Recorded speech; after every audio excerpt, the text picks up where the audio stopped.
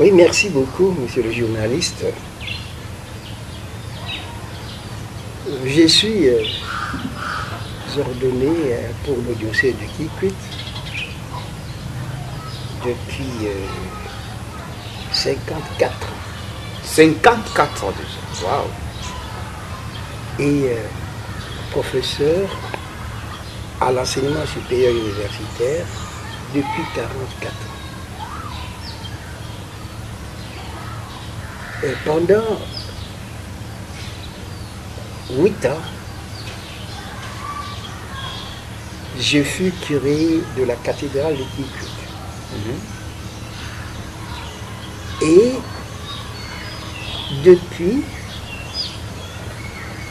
j'ai été entièrement à l'enseignement supérieur universitaire.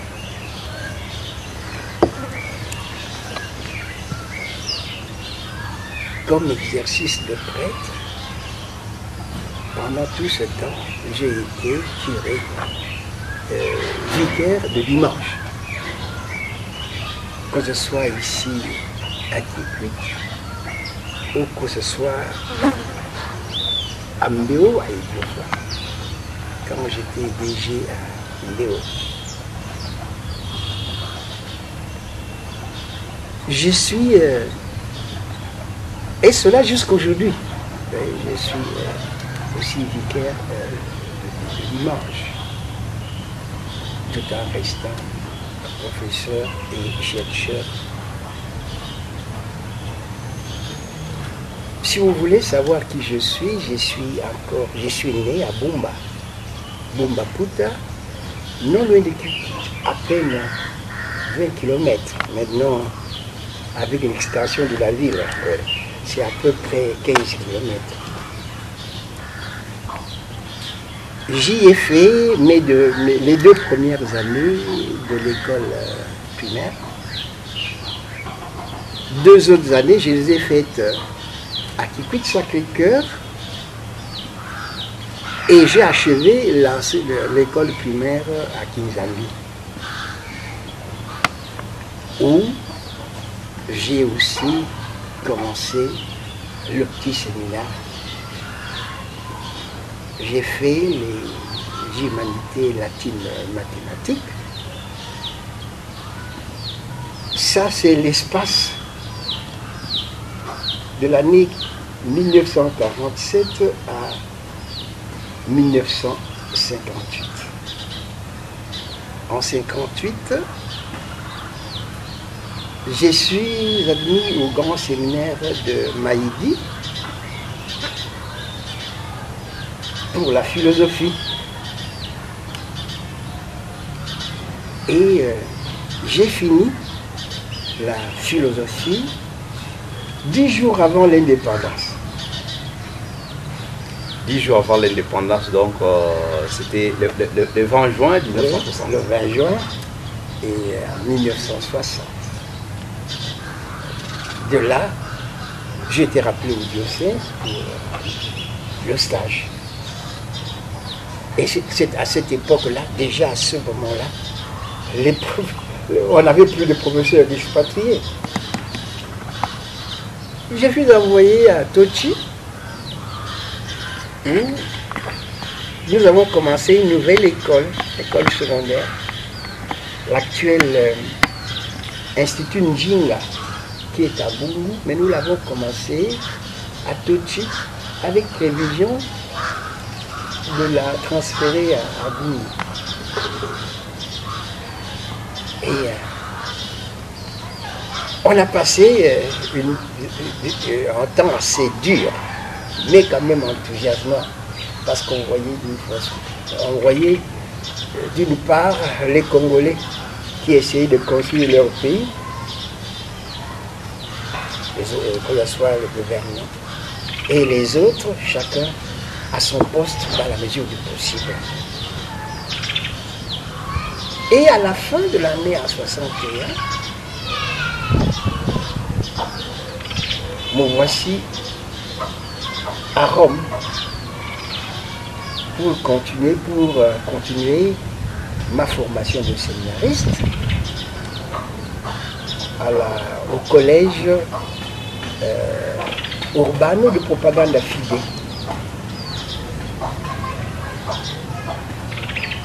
La formation, je le reçois là, au grand séminaire, son nom, et comme étudiant, nous fréquentons l'université urbanienne de Propaganda Fide, qui est une université pontificale du Vatican. Et j'y reste 4 ans. Et au cours de cette formation, en décembre, le 19 décembre 1964, me voici prêtre. J'avais alors exactement 26 ans, avec un mois.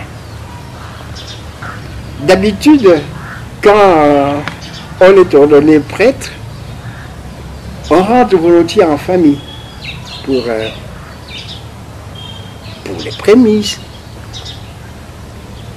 pour remercier Dieu et puis pour permettre aux chrétiens d'exprimer leur joie, mais en même temps pour enseigner aux gens qu'est-ce qu'on prête en chair et en os. On n'était pas nombreux. Et je ne rentre pas tout de suite. Il fallait finir l'année académique. La formation du séminariste, c'est fini, mais l'année académique n'est pas encore finie. Et il fallait que je présente l'examen. Je continue pour la licence en théologie et pour le diplôme d'histoire à l'Institut de l'histoire de l'athéisme contemporain à la même université. Et au mois de juin, parce que là, juin, juillet, on étudie pas, il fait trop chaud. En Europe, en général, les vacances commencent avant. Et je reçois une lettre de l'évêque de Kikwit qui me demande de prendre mon ticket à le retour. L'évêque de Kikwit à l'époque, c'était qui? C'était Monseigneur Lefebvre, tandis que Monseigneur Mukanzundu était évêque auxiliaire. Et il me demandait de rentrer pour 3 mois de vacances. Et je devrais, à la fin de ces vacances, rentrer en Suisse, dit-il. Ont-ils décidé? Pourquoi? Pour faire des études profanes. Les lettres, la philologie romane, l'histoire et tout ça. C'est ce qui a été fait. Mais entre-temps, durant ces mêmes vacances, j'ai dit ma première messe dans mon village, oui, le 15 août 1965. C'était l'époque de la rébellion. C'était dans sa phase terminale, mais quand même dure. Et la route vers Bumba, vers Féchi, surtout, n'était pas facile. Partout il y avait des rebelles. Et moi, j'ai demandé, je suis allé trouver le gouverneur militaire, qui était le colonel Mujiba à l'époque, et la province du Kulu était en état d'urgence. J'ai dit que je voulais dire la messe, et que je demandais l'autorisation de franchir ce petit territoire qui nous séparait de Kikwit, et que s'il était possible, qu'il autorise des gens qui aimeraient aller assister à cette messe.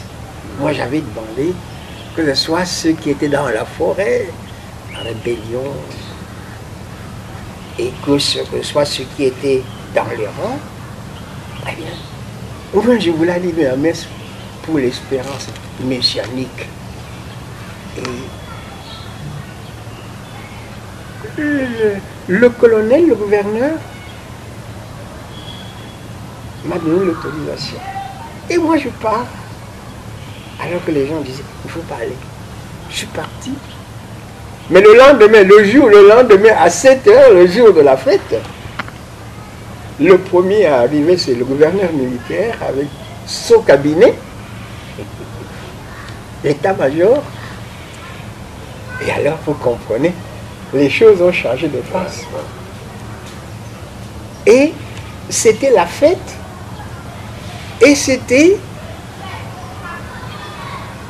l'union entre ceux qui hésitaient de quitter la forêt et ceux qui sont restés et les autres, et ceux qui menaçaient. on a fraternisé. Voilà. Et il se fait que lorsque je vais fêter les 50 ans de ma vie sacerdotale, la messe, je la ferai à Bumba. Oh, je la ferai à Bumba. Et le même phénomène s'est fait. Beaucoup de gens de Kikwit ont suivi, et beaucoup, un grand nombre de gens de la région ont suivi. Et pendant ce temps-là, beaucoup de joie, de paix, pas de bruit, et même pas de pas de bagarre, et pas même de vol. Monsieur l'abbé, voilà. Donc ça c'est près de 54 ans déjà consommé dans la vie sacerdotale, ordonné prêtre en décembre 1964, oui. Est-ce que nous pouvons avoir l'idée sur vos amis de la promotion? Est-ce que cette ordination qui s'est faite, je crois, en Europe, au même moment ici au pays, il y avait aussi le vote qui était ordonné la même année, c'était comment? En 64, le 19 décembre, je suis ordonné avec 54 prêtres, avec 54 jeunes gens venant du monde entier et qui, comme moi, avaient étudié à Rome, au même collège. Et parmi eux, il y avait 5 Congolais. 5 Congolais et combien de Kikwit? 2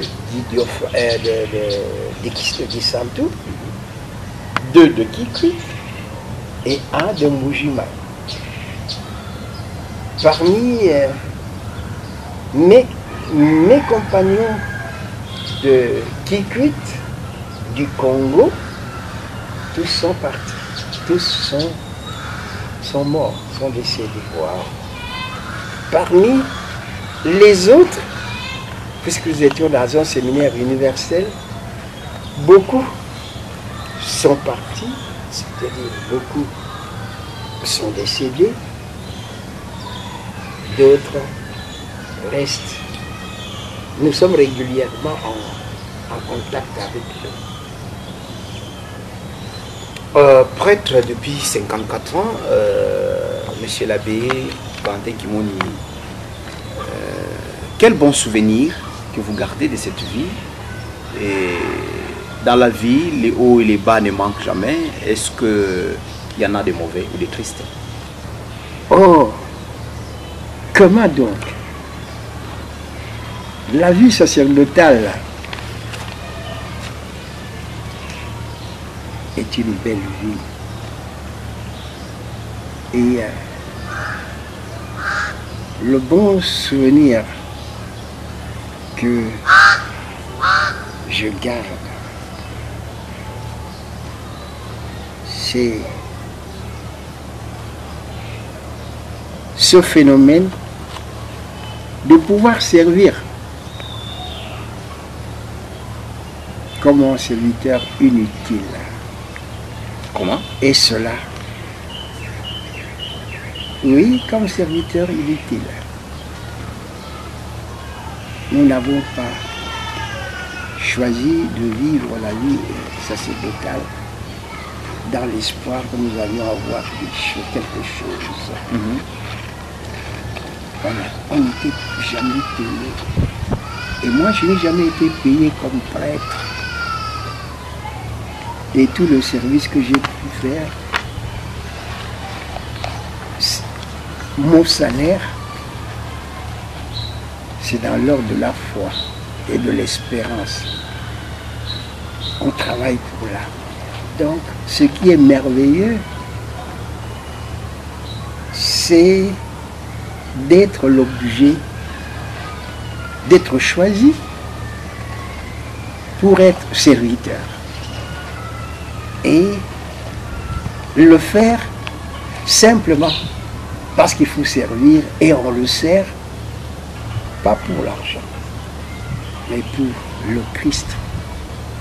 Et c'est bien de travailler comme serviteur et d'être considéré comme tel.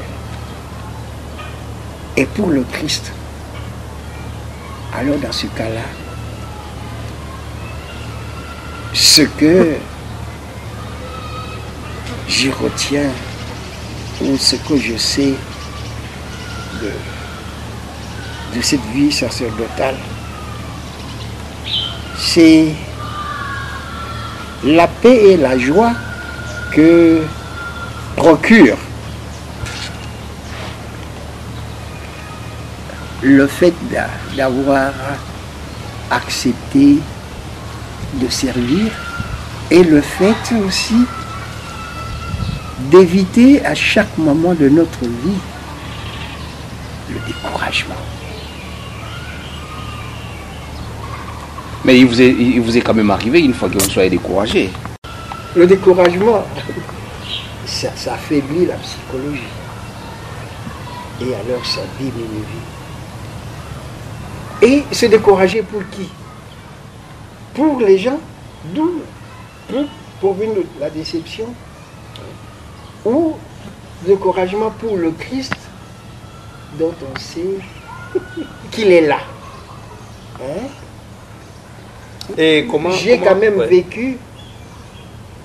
Moi, quand j'ai quitté, je commençais un système scolaire. C'est à l'école, c'est avec notre époque pratiquement qu'on a commencé le nouveau programme, organisé de façon raisonnable, en 1948. Et puis quand on finit le secondaire, c'est à ce moment-là, le primaire, c'est à ce moment-là qu'on invente les collèges. Et lorsqu'on finit les humanités, c'est l'universitaire a commencé depuis 4 ans. Et quand on finit la philo, à 20 ans, 21 ans, le pays devient indépendant. Et la vie du sacerdoce, le Concile Vatican II commence. Vous voyez le changement. Alors, nous connaissons le changement, nous voyons que le monde marche. Et s'il marche, et que si ça change, c'est parce qu'on sait que le système précédent n'était pas le meilleur. Donc on ne voit pas. Votre système n'était pas le meilleur. Donc ça signifie, non, ça signifie que ça change, ça progresse. Donc ça signifie l'homme peut changer ce qu'il a fait. Et il peut tendre ailleurs. Et pour ailleurs. Donc, le découragement, c'est comme si quelqu'un il trouve qu'il est sur une route sans issue, sans sortie. Or, voilà. Comment M. l'abbé Valentin Kimoni on n'a pas le temps de se décourager. Ouais. Comment il considère les nouveaux prêtres et surtout les jours des ordinations? Comment vous accueillez les nouveaux prêtres? Oh. Si vous voulez connaître mon état d'âme, Ouais. lorsque je me trouve devant le nouveau prêtre. Veuillez écouter, s'il vous plaît, cette petite histoire. Moi, quand j'étais prêtre, les prêtres qu'on appelait à ce moment-là indigènes n'étaient pas plus que 2 fois les doigts de mes mains. C'était pas plus de 25, plus de 20. Et alors, sachez que ces prêtres, au moment où moi j'étais ordonné, me connaissaient tous. Et que moi aussi, je les connaissais tous. Alors, une fois, prêtre, et que je me mêlais aux autres qui m'avaient précédé, eh bien, on se considérait comme, on était soudés comme une famille par les mêmes attentes, Donc les mêmes désirs. Là, par là, vous voulez dire que c'est le contraire de ce qui s'est fait aujourd'hui? Non, je ne le dis pas. Et les préoccupations, les attentes que nous avions à ce moment-là, c'est évangéliser. C'était quoi? Chercher les vocations sacerdotales, religieuses, que ce soit fille ou garçon. Vous voyez, c'est vers ces époques-là qu'on a commencé à créer ces fondations. Prier pour que l'église locale s'établisse. Alors, lorsque vous me dites comment je vois ces prêtres, eh bien, c'est le fruit, c'est nos prières qui sont exaucées. C'est notre travail qui a porté des fruits. Parce que, pas seulement on a prié, mais on les a formés. Et moi, tout ce temps que j'étais à l'issue, j'étais aussi du groupe de ceux qui formaient. Le séminaire, que ce soit Maïdi, que ce soit Kalonga, ainsi de suite. Hein? Alors pour nous, de voir un nombre si impressionnant des prêtres, eh bien, signifie que notre prière a été exaucée et notre travail, Dieu merci, a reçu notre prière, notre travail a donné ses fruits. Donc pour moi, c'est une joie. Donc nous avons compris que c'est une joie pour vous de voir des jeunes prêtres émerger et puis d'autres vocations naître au sein de l'Église. Oui, mais c'est le travail des prêtres, des vieux prêtres. Valentin Kimoni est natif de Bumba Puta. Si ce n'est pas un secret, puisque vous avez parlé de votre ordination, et vous avez parlé aujourd'hui 54 ans depuis que vous êtes prêtre, 44 ans ou 46 ans depuis que vous êtes professeur d'université.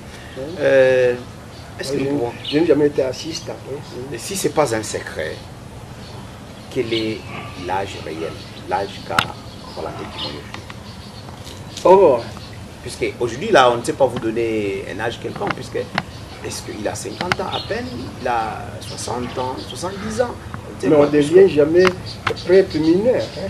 Non, aujourd'hui, là, moi, je voulais que ceux qui nous suivent à travers Vénus, à la radio comme à la télévision, connaissent au moins quel est l'âge de l'abbé Valentin Kimoni aujourd'hui. Si ça ne vous dérange pas, là. Ça ne me dérange pas, puisque ça se trouve, quand on me demande mon curriculum vitae, je le donne. Il se trouve aussi dans le livre qui est lu, peut-être par les gens de Kikwit, mais en tout cas, dans l'université du Congo, en Afrique, au Canada et aux États-Unis, comme en Europe, où on lit ces livres, ils savent quand je suis né, c'est pas un secret. Je suis né le 18 novembre 1938. Le 18 novembre 1938, Voilà. Je suis très heureux puisque aujourd'hui je vous reçois. Nous sommes le 18 avril. Voilà, voilà. Avril. Et puis, donc nous sommes en 2018. Et vous, vous êtes né en 1938. Oui. Vous voyez pas qu'il y a une coïncidence, il y a une concordance. Mais donc aujourd'hui, 80 ans. En novembre 80. Novembre 80 ans. Mais monsieur l'abbé, vous donnez l'air de quelqu'un qui a à peine 50 ans. Quel est le secret? Vous êtes très fort. On vous voit conduire. Vraiment, vous faites seul tout ce qui peut demander le concours de quelqu'un d'autre à votre âge. Vous lisez à peine sans verre. Donc, comment vous pouvez expliquer ça au public qui vous suit? Le secret, c'est quoi? Le secret, je ne sais pas. C'est un don. Et le secret, c'est justement ne pas céder au découragement. Ah bon? Deuxièmement, c'est développer l'esprit de paix et de sérénité en soi. Et après tout, ne pas avoir des oreilles plus larges, plus hautes que le sommet de la tête.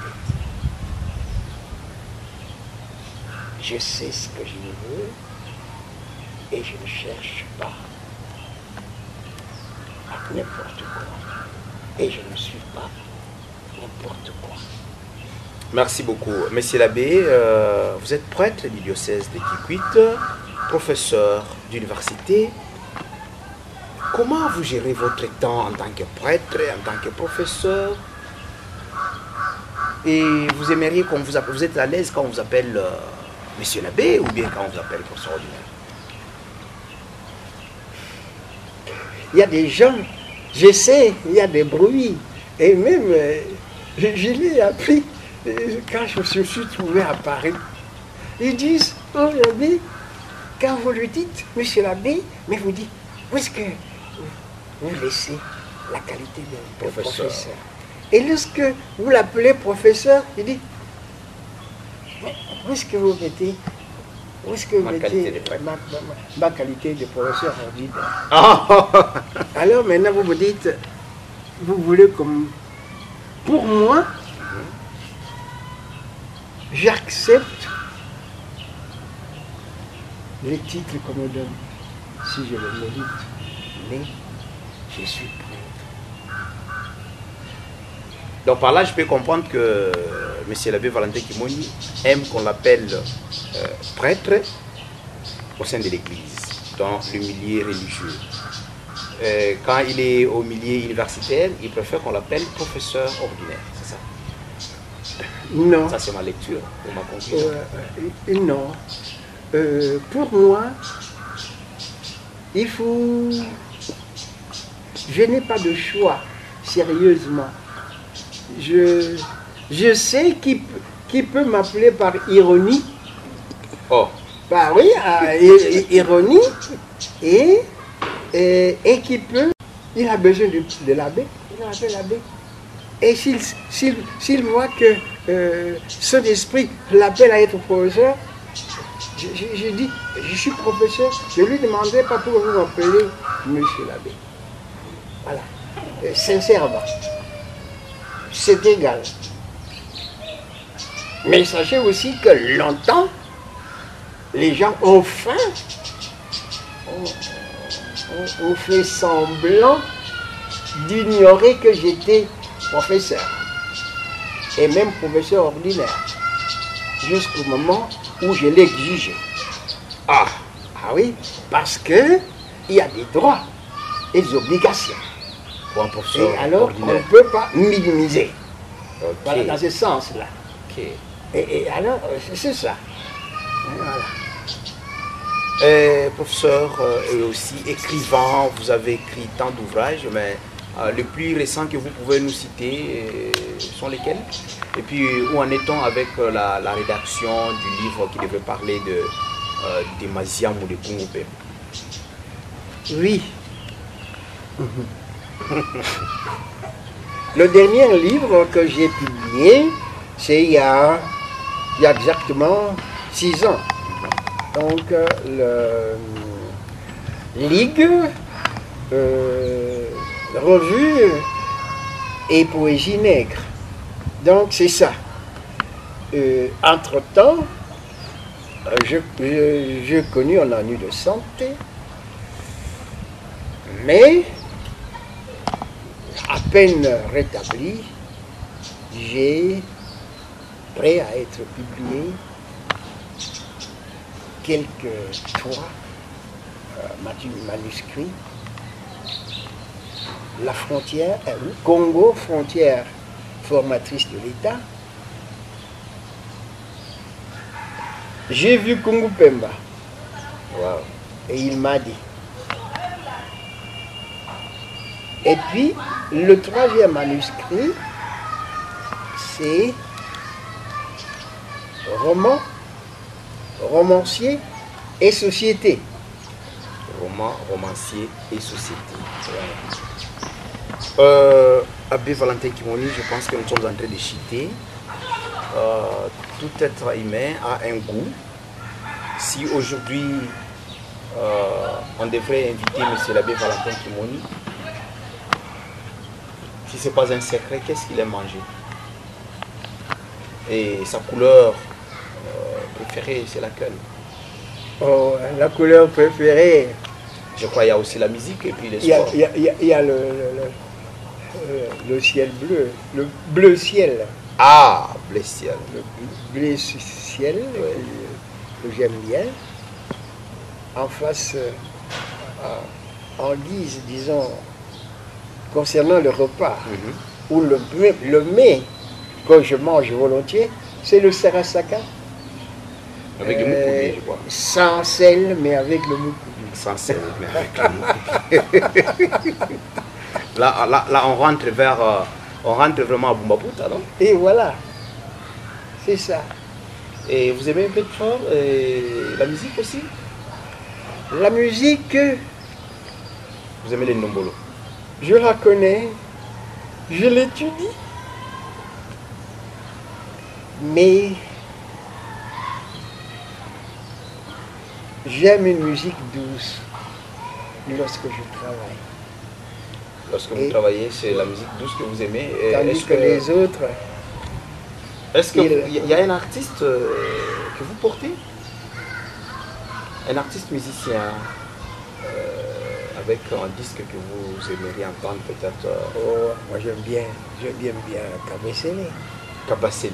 Et Kabesele, j'aime bien le Rochiro. Ah, je savais bien que vous devriez atterrir par Rochiro, puisque le jour quand on a appris la nouvelle de sa mort, on a senti que l'abbé Valentin Kimoni était aussi déchiré. Hein? Oui, Rochiro. Parce que d'abord, après je revenais d'Europe, il m'a vu et il m'a demandé de faire une biographie de sa vie. Ça, c'est Rochiro. Oui. C'était en 65. Alors, oui. Et finalement, je lui ai dit non. Oh. Le, Mais vous dites que vous n'aimez pas les découragements. Ça, c'était aussi une façon de décourager Rochiro, non? non, ça c'est un choix que j'ai fait. C'est un choix. Oui. Ok. Un choix, oui. Oui. Et justement, comme je vous ai dit, nous ne sommes pas les gens du découragement. Parce qu'à chaque étape, et en commençant en autre, il y avait changement. que ce soit le système scolaire, déjà au niveau primaire, humanité, université, au niveau du pays qui passait du statut colonial au statut indépendant, déjà au niveau de l'Église, comme forme concrète qui organise concrètement l'existence des gens au jour le jour. Alors, donc nous voyons que les choses sont perfectibles. Et les choses sont perfectibles. Et cela, c'est fait par les hommes qui trouvent de nouvelles raisons de vivre ou qui ont d'autres lumières. Alors, on doit cheminer vers la lumière ou vers les raisons, et non, qui dépassent ce qui veut faire reculer les gens, plutôt que de rentrer et d'essayer de reculer. Merci beaucoup, Monsieur l'abbé, pour tous ces temps que vous avez disposé à nous fournir votre parcours. Mais aujourd'hui, après des 80 ans, quel est le sens que l'abbé Valentin Kimoni donne à la mort? Est-ce qu'il a peur de la mort?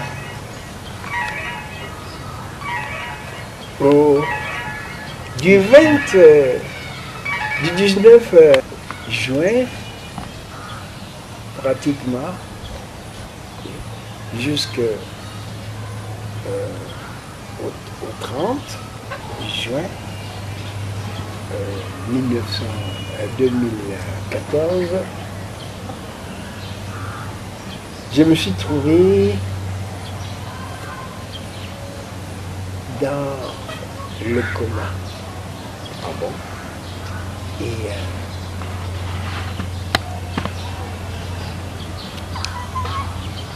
Et je n'étais pas en contact avec les gens.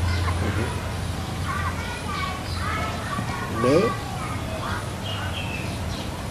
je sentais en moi, je voyais en moi, je voyais tout ce qui se faisait pour mon profit à moi. Je voyais tous ceux qui priaient. Et je pouvais reconnaître même les personnes.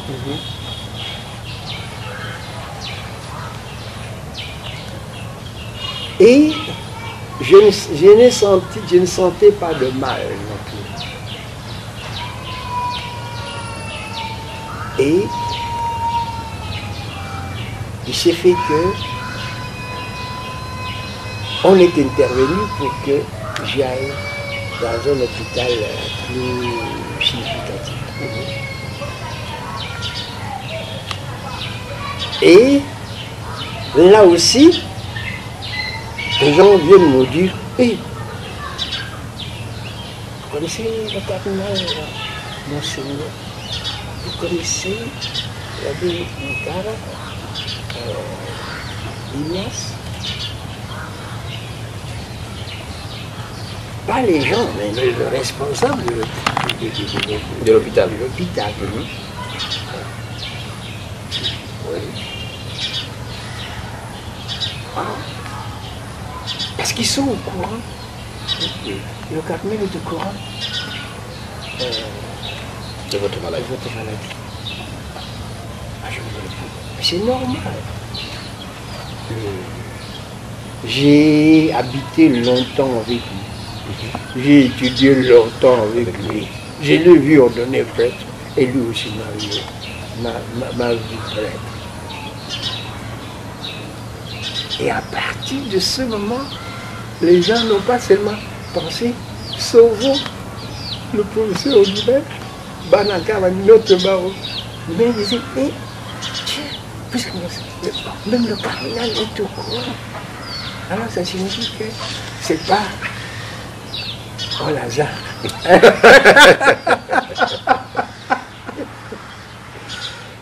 Donc même les canals est au courant, ils ne savent pas les Lazare. Alors, c'est pas voilà, c'est ça, on Lazare, hein, c'est ça. Alors, et entre-temps aussi, le ministère De l'issue. de l'issue, tout on fait pour qu'on débloque mes salaires. Et là, c'est bien. Alors que moi, je n'ai rien fait de tout cela. Et je ne pouvais même pas m'organiser.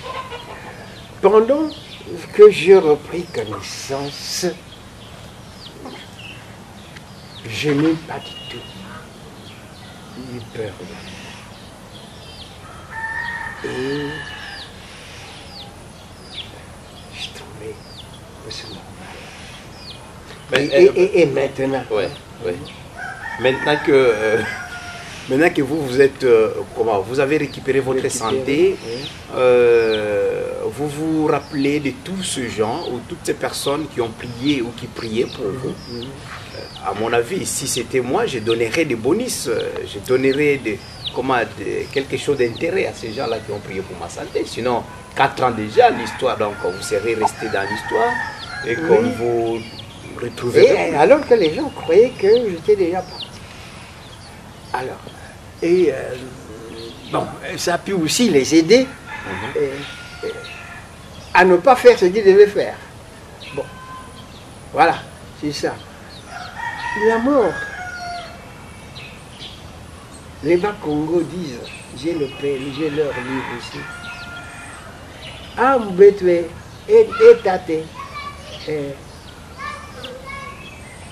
L'oufwa, mais vous êtes tout à la katia.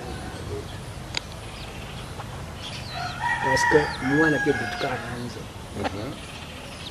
Le jour qui est bâti par le monde, maintenant, maman qui papa qui est bout à moi, qui est pesant de jour, pour pendant tout, nous faut dire. Donc, ce n'est pas la fatalité que la mort, c'est logique. Comme les Indiens qui disent, les Indiens de l'Inde, tout ce qui vit mourra. Nous le voyons en Sus Banti. Et nous, avec le Christ qui dit, nous avons dit dans notre l'hymne d'action de grâce de Tédium, toi, tu n'as pas eu horreur ni honte de naître de la sein, du sein de la Vierge Marie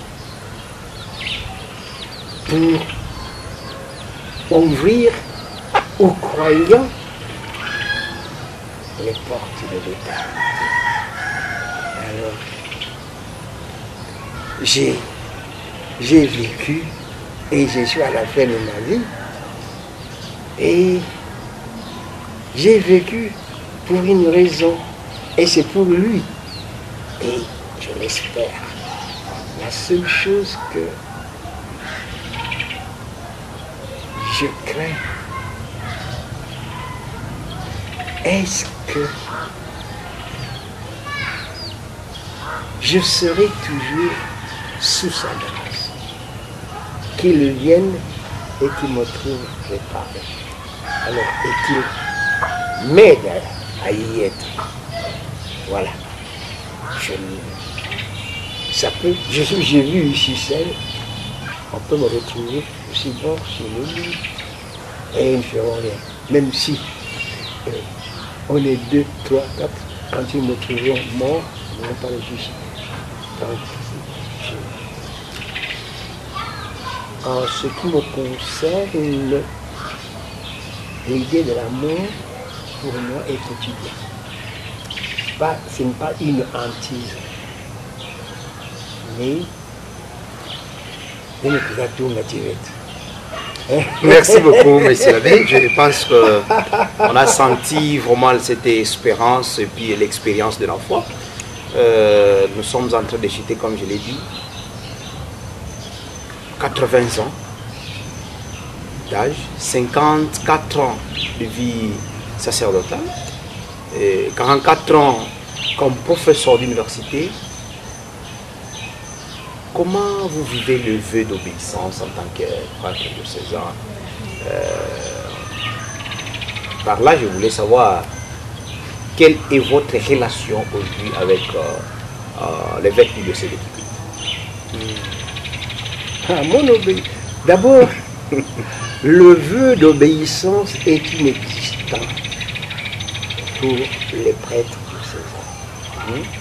Théologiquement, parce que ça n'existe pas. Ah, vous promettez l'obéissance? Nous promettons l'obéissance. Ah, ok. Et quand moi j'ai été ordonné, on dit promite reverentiam, c'est-à-dire plutôt que l'obéissance, mais c'est la révérence à l'évêque. C'est lui qui a la charge et agir selon les besoins réels que lui connaît. Et alors, lorsque ces besoins sont connus et qu'il les présente à ses prêtres, les prêtres ont le pouvoir de donner leur avis. Et mais vous donnez l'avis tout en disant, c'est lui qui a le dernier mot. Mais il ne faut pas confondre avec l'obéissance, le vœu d'obéissance des trois vœux. Alors, les relations avec mon évêque, c'est bon. Si ce n'était pas bon, pourquoi est-ce que je resterais ici? Mais l'évêque ne doit pas me traiter ses prêtres comme des oubliés, ou comme des ouvriers. C'est comme des frères, des confrères, des fils. Alors,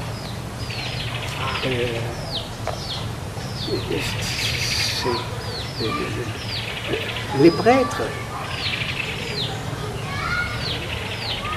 c'est un autre Christ. Et cet autre Christ, et je ne peux être un autre Christ que si je suis. Quand le Christ mourait, Jean, voici ma flamme, voici ton enfant. Et qu'est-ce qu'il dit à Jean? Jean, voici ta mère. Et à partir de ce jour-là, qu'est-ce que Jean fait? Jean a récupéré Marie, puis l'a amené chez lui. L'a amené chez lui ou bien l'a amené à la procure? Ou bien l'a amené à Saint-François Xavier? Ok, merci. Je pense que donc c'est ça. On a compris. Donc vous allez en Europe, c'est la façon de vivre des prêtres séculiers. Ok. Monsieur l'abbé, enfin, deux personnes à saluer puisque nous sommes à la fin. On a fini l'émission pour aujourd'hui. Deux personnes à saluer. L'abbé Mbouloko, Jean Valère. Oui. Et puis l'abbé Malouma. Sébastien. Sébastien.